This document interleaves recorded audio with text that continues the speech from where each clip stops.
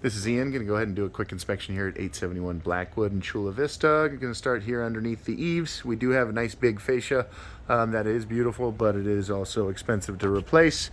So I'm going to go ahead and bid replacing all the fascia. But honestly, the front of the house looks okay, and there are several areas on the house that actually look okay. Obviously, this termite infested area here looks bad, but I would not say all of the fascia is bad. Let's go ahead and jump up there on the roof and take a look at what's going on.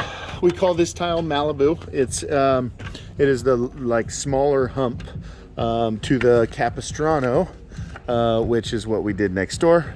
And total personal preference on it. If we go with the same shape or a different shape, we could do flat tile, we could do the big hump, or this Malibu as well. We see a lot of mildew growth up here. There's our very common chip that happens on this type of roof tile. We've got mortar flashings, and let me show you something real quick. These mortar flashings that the general contractor did with the house addition are failing even worse than the ones that are 20 years older or whatever it is. That course of tile is all sliding out of place. A tile pan is a metal flashing that goes underneath these tiles up against this wall in here. So if you picture that this overhang wasn't here, a bunch of water would get down underneath there.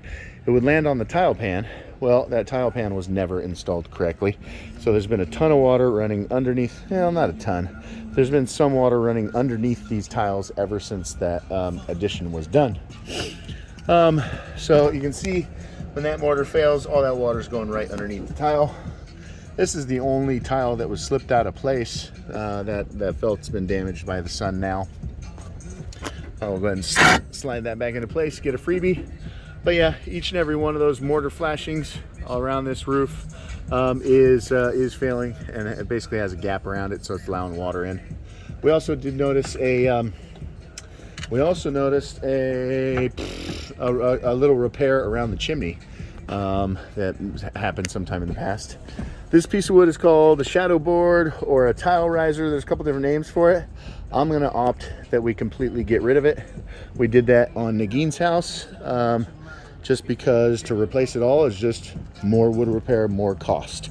And nowadays we don't use that. We'll use either a bird stop or bird stop and drip edge to properly waterproof that edge.